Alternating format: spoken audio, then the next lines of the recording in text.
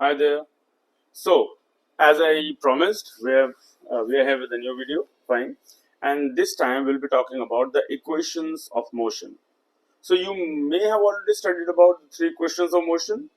Now, we are going to derive them. Fine. Now, what we are going to do is we'll be talking about a velocity time graph, as you can see here. Fine. So, I'll just change the color here. Okay. So this is the velocity time graph. Okay. And instead of starting from 0, that is here, I'm starting from a certain point on the y-axis. We call it the initial velocity point. And the graph ends at another point, which we call as the final velocity point. Now, the initial velocity point, as you can see, starts off on the time axis, which is the x-axis, at the point 0.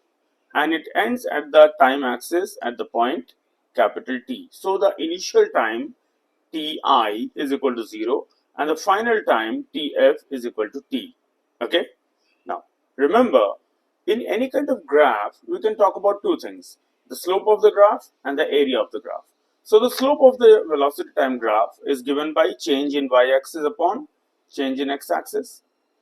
And how do we define the slope of a VT graph? It is called the acceleration A.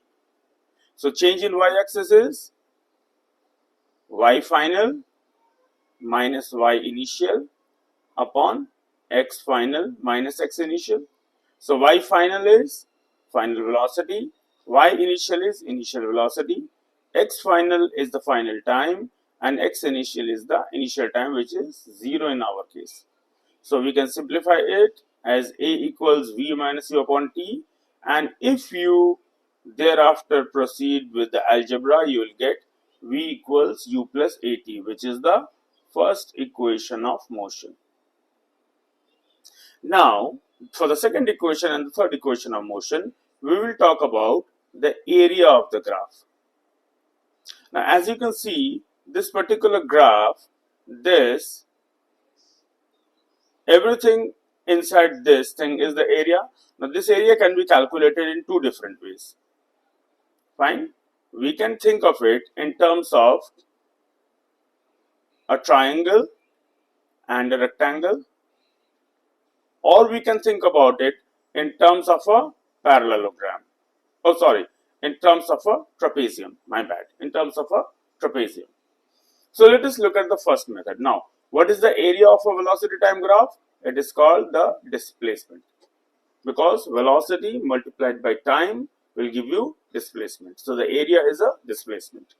Now, in order to look at it from this point of view, where we are having a triangle and a rectangle combined together, so the triangle area is given as half base times height, and the rectangle is length times breadth.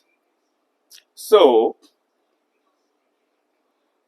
half base is this part, this entire thing is the base, which is t minus 0, and the height is this part up to here, so that is v minus u.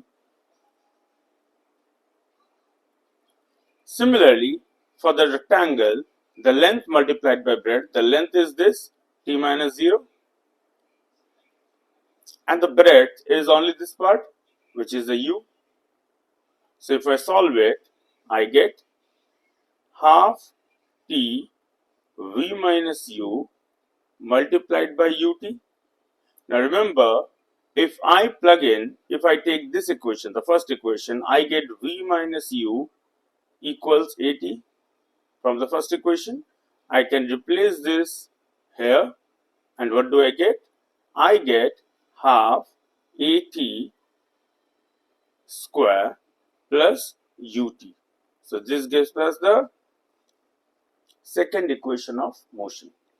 In case of the third equation of motion, we look at it from the trapezium point of view, which is half sum of parallel sides multiplied by the height. So what is the sum of parallel sides? So there are two parallel sides, this one and this one. So that becomes v plus u.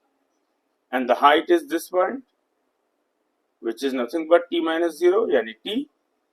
Again, if I now eliminate the t value from the first equation, so t gives me v minus u upon a. If I plug it in here, I will get v plus u multiplied by v minus u upon a. So that gives me v square minus u square upon 2a, and a simple algebra will give us v square equals u square plus 2as, which is the third equation of motion. So just using this simple graphical method, we can calculate, or we can rather figure out three equations of motion easily, isn't it? Stay tuned for the next video, in which we'll go further and do some mathematical problems regarding the three equations of motion. Thank you.